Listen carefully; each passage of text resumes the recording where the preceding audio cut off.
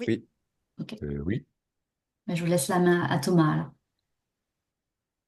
Okay. Hello everyone. So I'm going to present. C'est en français, Thomas. En français, je fais? Ok, Oui, magnifique. tout à fait. Encore mieux. Alors, on va présenter, je vais vous présenter aujourd'hui le projet Aerolab Space. Il y a Lilian Joly qui est là avec moi, qui est aussi professeur à l'URCA.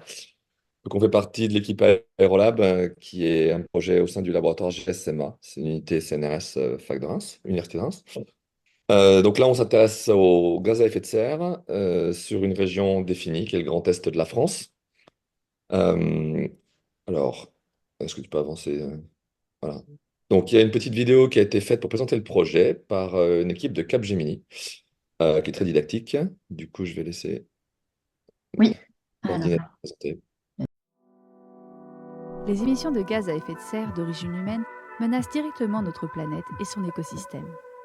Les collectivités et les gouvernements cherchent des solutions efficaces pour réduire les émissions de GES et atténuer les impacts climatiques.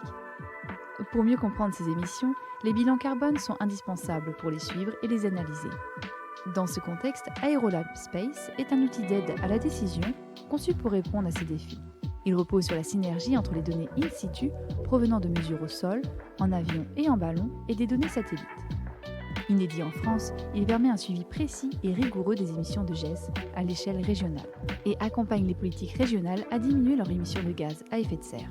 Le pôle de recherche Aerolab, porté par l'Université de Reims et le CNRS, pilote le projet SCO Aerolab Space, qui bénéficie du soutien financier de plusieurs partenaires, dont l'ADEME et le CNES, et entretient des liens étroits avec des initiatives régionales telles que l'ATMO Grand Est et Aéris. Nous retrouvons également Capgemini qui est intervenu pour le développement de la plateforme digitale. Ces collaborations permettent à Aerolab Space de bénéficier d'une expertise de pointe et d'un réseau de mesures de haute précision pour le suivi et l'analyse des émissions atmosphériques, particulièrement en région Grand Est. L'ensemble de ces données est consolidé dans une plateforme digitale affichant des indicateurs de suivi des gestes et des cartes dynamiques régulièrement mises à jour. Les utilisateurs peuvent sélectionner des périodes et des zones d'intérêt et visualiser les paramètres et indicateurs souhaités grâce à des fonctionnalités avancées d'analyse et de comparaison. Ce suivi en temps réel est crucial, car les inventaires officiels des émissions ne sont publiés que tous les 2 ans environ. Aerolab Space offre ainsi une méthode rapide et fiable pour établir des bilans carbone et vérifier l'atteinte des objectifs de réduction de GES fixés par les accords de Paris. Aerolab Space intègre une vaste synergie de données. Données in situ, issues de stations au sol et de capteurs aéroportés, avions, drones, ballons, développées dans le cadre du pôle Aerolab, fournissant des mesures très locales et précises. Données spatiales, provenant des satellites tels que Sentinelle-5P, Sentinelle-2 et OCO2, offrant des mesures précises en temps réel avec une revisite fréquente. Modélisation. Simulation de la diffusion des GES en tenant compte des paramètres météorologiques avec des données de simulation GES de CAMS. Aerolab Space représente un projet phare en France pour le suivi et la réduction des émissions de GES. Cet outil d'aide à la décision offre une plateforme complète et innovante aux collectivités publiques et à la communauté scientifique.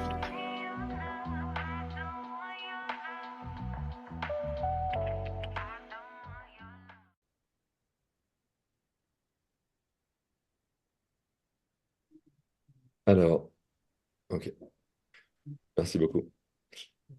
Donc voilà, donc du coup, j'espère que vous avez bien compris, parce que c'était le but de la vidéo. Euh, donc, c'est un projet qui va essayer de combiner les données spatiales et les données au sol pour faire un réseau de suivi d'émissions de gaz à effet de serre. Alors, on se concentre sur le CO2 dans cette première partie du projet, parce que c'est évidemment le plus gros gaz en termes d'émissions. Alors, on a le méthane qui est assez proche, parce qu'on a beaucoup d'agriculture dans la région Grand Est. Donc, l'idée, c'était de récupérer les données tropomies déjà, de regarder si avec le NO2, avec le dioxyde d'azote, en fait, on essaie de repérer les panaches pour voir si les inventaires ont des lacunes, ont des industries qui manquent ou des gros panaches.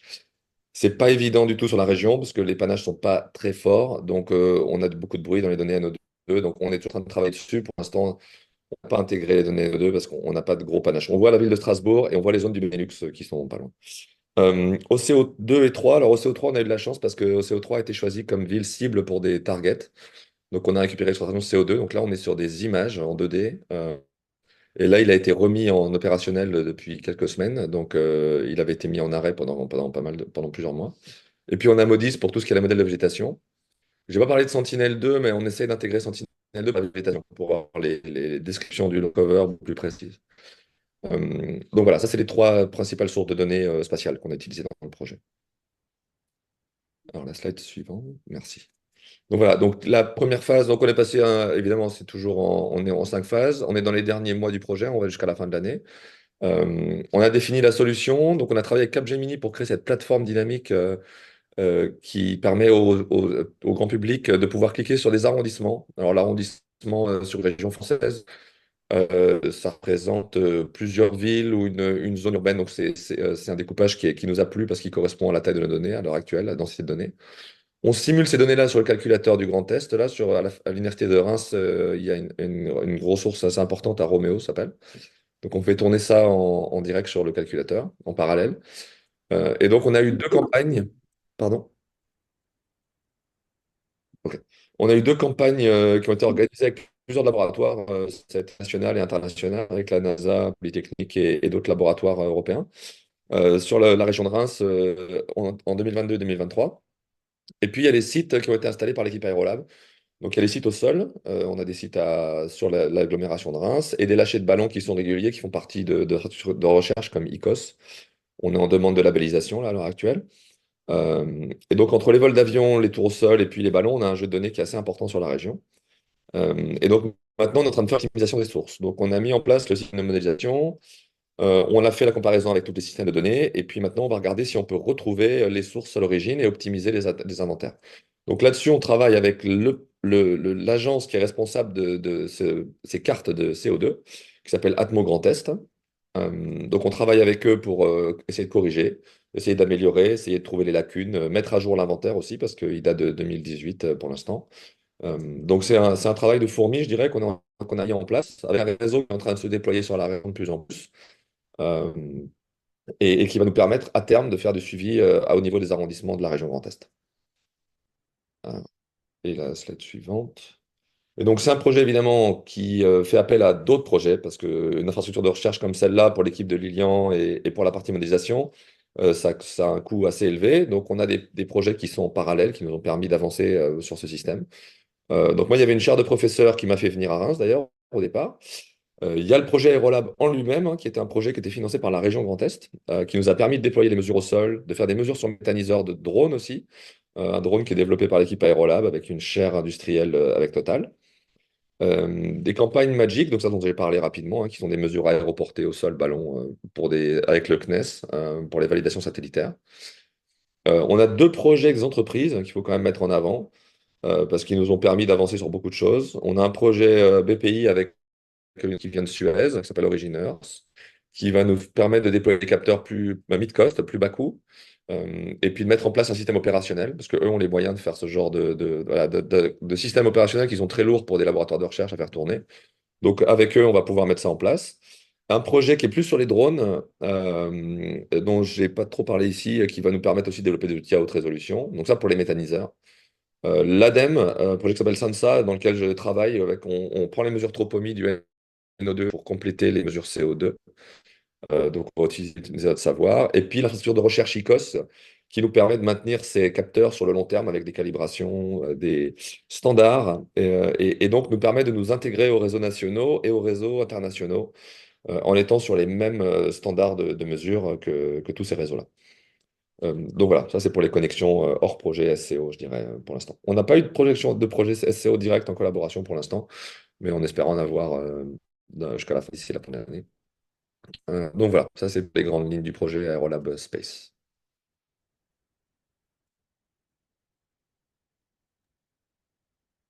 Vous pouvez poser vos questions. Merci Thomas pour la présentation.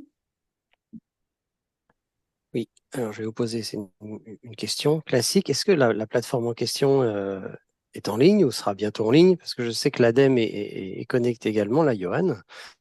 Donc voilà, on se demande. Alors, c'est une très bonne question. La plateforme est prête, c'est-à-dire que le site web a été livré par Capgemini. On est encore en discussion avec l'ADEME sur la partie communication, parce qu'on veut être sûr que l'utilisation de cette plateforme ne dévie pas pour interpréter les mesures un peu chacun à sa manière. Donc, on a travaillé avec l'ADEME qui est vraiment qui est experte dans ce genre de communication grand public. On a mis en lien les inventaires dans la plateforme. Et donc là, on est en train de produire les émissions optimisées qu'on va mettre sur notre base de données. Donc moi, j'espère qu'on la mettra d'ici la fin de l'année. Ça va sûrement être début 2025, je pense, sur la plateforme de mise en ligne. On a une carte dynamique qui peut nous montrer une série temporelle. Donc, on va limiter pour l'instant une période assez courte. On va rester sur les années récentes. Et puis, au fur et à mesure, on va essayer d'allonger cette période pour montrer la tendance sur le long terme. Euh, donc, pour l'instant, je dirais que c'est surtout un travail d'écriture, de texte didactique, pour que l'introduction à la plateforme soit bien faite. Et donc, l'ADEME là-dessus est une ressource importante pour nous parce qu'on n'a pas l'habitude de ce genre d'exercice. Voilà. Alors, Johan Ransquin, côté ADEME, là, justement, Thomas, est-ce que vous pourriez me donner le contact? Parce que j'ai l'impression il faut mettre de l'huile dans les rouages. Et parce que pour moi, c'était Florence Clément avec qui vous étiez en interaction. Mais j'ai l'impression qu'il y a pas, il y a un moment qu'il n'y a plus d'interaction entre vous. Oui, Et ou ça. c'est très vrai. On a eu des interactions à un moment, et puis il y a eu un petit peu creux de vague, et on n'a pas repris depuis. Oui. Ok.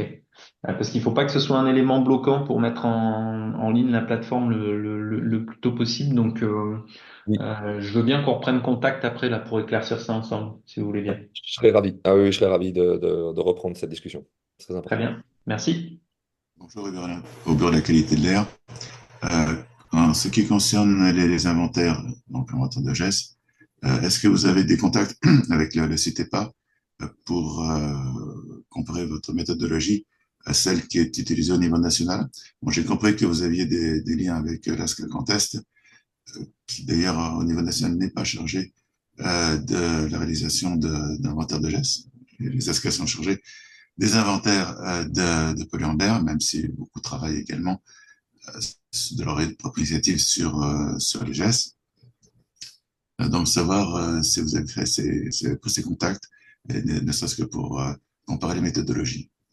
Et ouais, non, c'est effectivement, c'est un très bon point. On n'a jamais échangé avec le CITEPA, et moi, ça fait plusieurs projets que je fais où j'ai toujours des contacts avec les ASCA, mais pas avec le CITEPA directement. Donc, je serais ravi de discuter avec eux pour voir, refaire un petit peu une concertation et voir où on en est dans les différents produits et ce que nous donne Atmo Grand Est, qui est leur carte d'émission, effectivement. C'est... Alors, si je ne dis pas de bêtises, ils se recalent sur le petit EPA au niveau régional, normalement. Il y a un travail, en tout cas, de cohérence spatiale. Mais effectivement, on pourrait regarder les différences par secteur, dans les subtilités de l'inventaire. Ça serait vraiment intéressant. Vous pouvez prendre contact, dire que je vous ai envoyé pour discuter avec vous. Eh ben, je note. Je serais ravi de discuter avec le CITEPA. Oui. On a également une question dans le chat. Quelles sont les conditions pour un déploiement dans d'autres régions et sous quel délai? Mhm. Ouais, c'est une très bonne question parce que c'est vrai que c'est un projet un peu expérimental pour une région française. Euh, On a déjà une question de coût d'instruments. Et donc, c'est là où l'équipe de Lilian Joly est vraiment très importante parce qu'on essaye de réduire les coûts d'achat d'instruments parce que pour une région, ça devient très cher. On a une question de design de réseau. Alors, on est en train de l'avancer, cette question-là, avec des outils un peu modernes de machine learning et traitement d'images. Parce qu'on nous pose toujours la même question chaque fois qu'une région va vers nous ou qu'on va vers une région. Combien de sites? Où est-ce qu'on doit les déployer? Et donc, on réfléchit aussi à ces solutions de scalabilité de la solution. Donc, on met en place en ce moment un système en disant combien de tours il faut, où est-ce qu'on les mettrait si on voulait mesurer les signaux les plus importants de la région.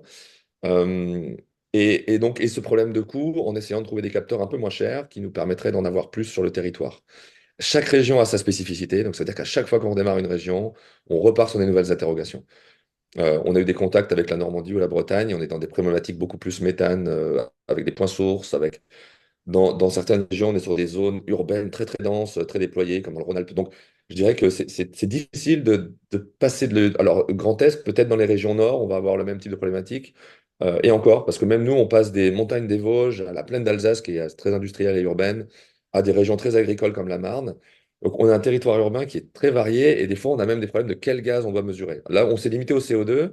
Ça reste une grosse limite dans le système. Il va falloir qu'on passe au méthane, au CO, au dioxyde d'azote, parce que certaines régions ne peuvent pas ne peuvent pas se payer le luxe d'ignorer ces gaz. Donc la scalabilité, elle n'est pas simple sur des régions. On espère que le partenaire Origins, dont j'ai parlé, donc qui est une filiale de Suez, va nous aider aussi à prendre contact avec d'autres régions et voir à quel degré on peut étendre ce système-là à d'autres régions. Mais c'est une très bonne question, ouais, c'est pas simple. Pour l'instant, on fait un type de région et pas d'autres. Ouais. Il y a également une autre question. Y a-t-il eu des échanges avec le projet Argonaut? Argonaut.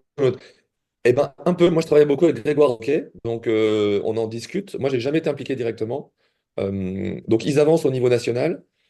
On aimerait bien à terme que les systèmes soient comparés et évalués. Donc, non, on n'a pas eu de discussion formelle. Moi, j'en ai beaucoup parce que je travaille avec Grégoire sur d'autres sujets, mais j'ai pas eu vraiment de points clés sur Argonaut et puis ce qu'on fait là sur la région. Maintenant, j'avoue que je discute avec lui et on est en discussion entre lui, Airparif, l'ADEME, on essaye d'intégrer les travaux du SCE dans ce qu'on fait. Ok.